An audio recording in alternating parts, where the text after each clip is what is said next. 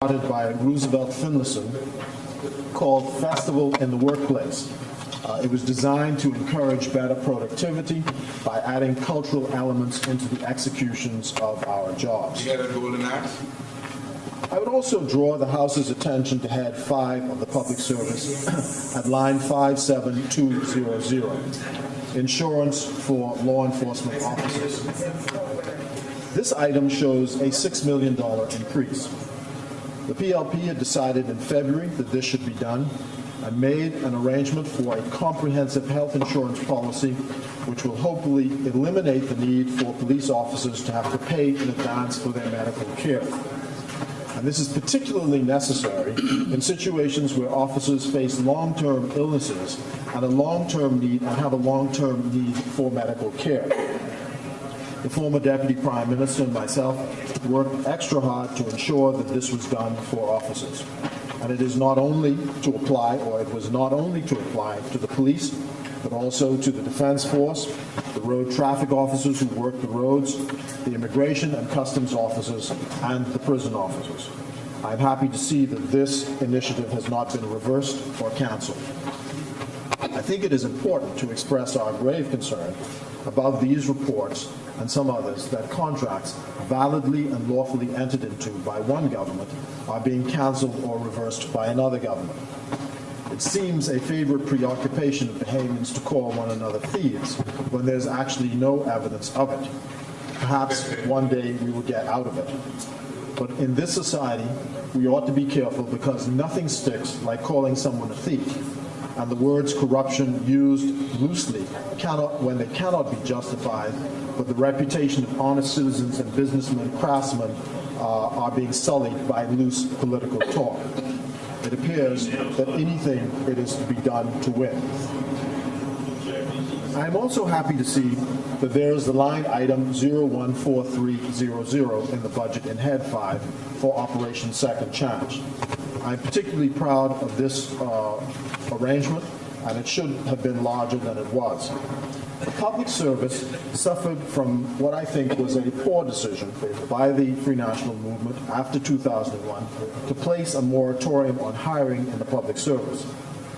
It is clear that moratoriums are bad public policy. They are a blunt instrument, and what it has led to is the creation of a skills gap in the public service. We had been advised by studies from the Inter-American Development Bank and others that in each year the public service should get some of the birth cohort so that they get the graduates coming out each year, and the skills gap doesn't widen in the service. So when you have a moratorium, which was in place for almost 4 years, and you're unable to fill positions on a regular basis, you end up with this age gap, which you don't see in the short term, but you see in the long term. And this gap occurred across the board, whether it was a situation where I think at one point the Minister of Education had to come to us and ask for emergency funding to provide for 300 janitresses in the public system because virtually the entire janitorial class had been wiped out in the public schools. So that decision, of course, was reversed in 2006. But I wish all those who are part of Operation Second Chance programs the best in their endeavors. And I've seen, Mr. Speaker, how these minimum wage jobs have positively... There's a difference between Second Chance and calling a moratorium. There's a difference between the two. Second Chance is not a definition of Your time is running. I've seen how many of these minimum wage jobs have positively affected the lives of many young people. Keep your seat. No, I'll yield if you wish. I've seen how these minimum wage jobs have positively affected the lives of many young people who, without the requisite academic qualifications, would not have gotten chances at all.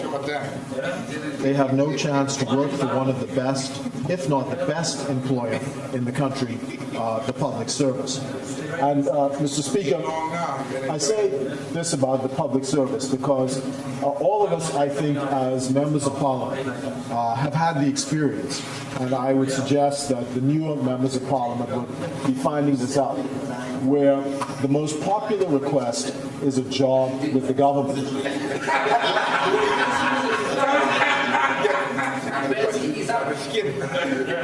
And I often wonder why this is so.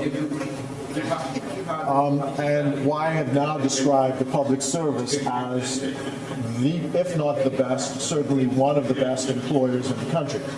And that is because the public service is governed by public law, by rules and regulations that are transparent, that has security of tenure, and also has good pension programs and medical benefits. And as we developed the public policy, when I had the honor of serving in the cabinet, I thought that one of the things we might do as a government, or might have done as a government, is to provide for a national pension scheme which would be portable across all employers, so that one of the reasons why people want to work for the public service, and if you're not careful you can overload it, is because they believe there's a pension at the end of the day which will secure their future, in addition to what they will get from national insurance. And if we can get a national pension scheme which is required across all employers, it may be that that might ease the pressure on the demand for the public service, just a small measure. So I'm concerned, Mr. Speaker, at the reports that many of these people have suffered some abuse on their jobs, have been threatened since the change in government. I would urge them to resist the temptation to strike back. If you have a valid letter of appointment, then you have a valid appointment, and no threat can change that. It is incumbent upon those who are making the threats to cease and desist. Mr. Speaker, I would like to recommend to the Bahamian public to go to their favorite stores and purchase a copy of a very interesting movie called The Last King of Scotland. And I think after seeing The Last King of Scotland, you might, in fact, say to yourself, look what you could get when you're tired of what you got. But the budget which we are being asked to support today really speaks well to the last Prime Minister and Minister of Finance.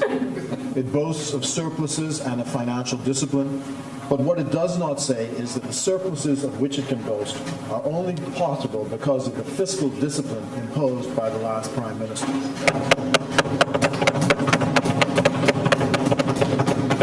We tried to tell the country that all the indicators were good. The Bahamian people had a good life under the Progressive Liberal Party, and it was the PLP's work that will give us a good life over the next fiscal year. What is disturbing, though, is a vengeance with which this has all started. We were promised during the campaign that someone had changed, but there is now viciousness, vengeance, and fear. Ask people, for example, of the former Ministry of Financial Services Investment. The ministry has been dismantled. The staff has been scattered to the four winds. Some of them have nowhere to sit. This was a ministry that was created, Mr. Speaker, to assist in the research and development and promotion of the second most important sector in our economy. You would have thought that, like a Ministry of Tourism, such a ministry would have been essential to the growth and well-being of the Bahamas, but has now been dismantled, and it is curious that there's been not one word from the sector in its defense. Not a word. Perhaps it serves its right, for depending